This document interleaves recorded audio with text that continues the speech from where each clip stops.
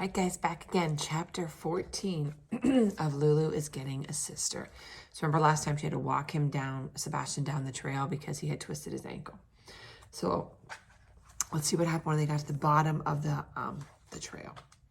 By the time they were down from the mountain, Sebastian slung over Lulu's shoulder, 2 backpacks hanging heavily on her back. Lulu was an exhausted wreck, and Sebastian's ankle was feeling much better. Surprised. Lulu now finished with him for the day, and having Sunday off, first took a long, cool swim in the lake, and then spent the rest of the weekend wondering why all her BBBSBs had failed. Okay, so she'd gone too far when she tricked this skinny little kid into carrying 2 giant backpacks up a mountain.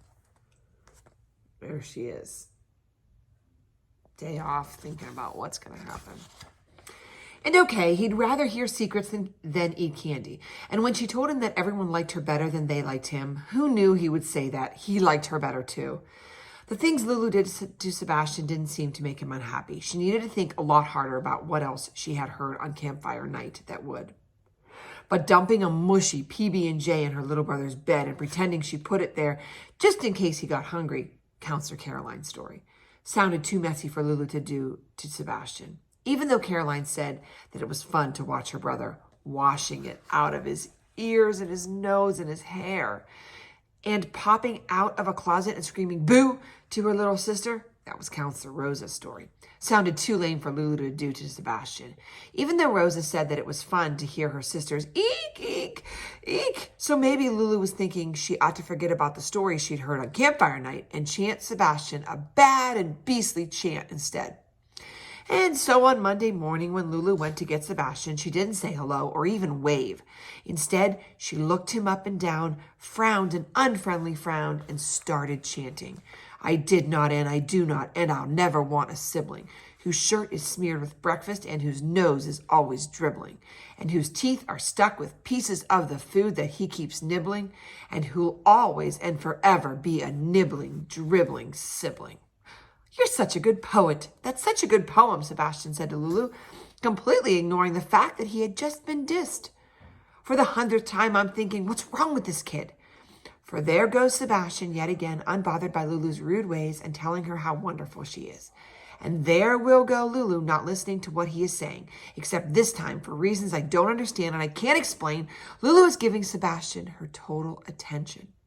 I am a good poet. It is a good poem, Lulu unshyly agreed, enjoying each one of Sebastian's admiring words. And though she had planned on chanting another bad and beastly verse, rhyming sibling, dribbling, and nibbling with quibbling, look it up, she insisted. She instead sort of smiled at Sebastian and told him, keep talking, and you're beautiful, said Sebastian, and you tell the funniest jokes. And, said Lulu, deciding she didn't need another verse, keep talking. And Sebastian went on, you know the names of all the state capitals and everything. True, said Lulu, not a bit bored with what Sebastian was saying. To which Sebastian adoringly replied, and I'm thinking you're probably perfect through and through.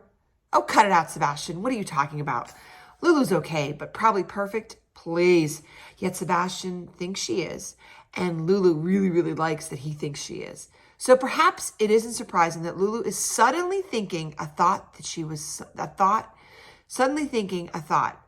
has somehow never thought before. She's thinking that having a younger sister might not be so bad, so hideous, so horrible, such a nightmare, if that sister totally adored her. There's Sebastian giving his compliments. There's Lulu. So we've got a drastic change in her feeling. And if that sister thought she was a genius, a princess, a poet, and did whatever Lulu told her to do and gave Lulu all her candy and also her flashlight, and thought she was probably perfect through and through, Lulu is actually thinking that she might not mind at all having a sister who believed that her big sister was maybe the greatest person she'd ever met. In the time she had left at Camp Sisterhood, she was going to have to learn to teach a little sister to adore her.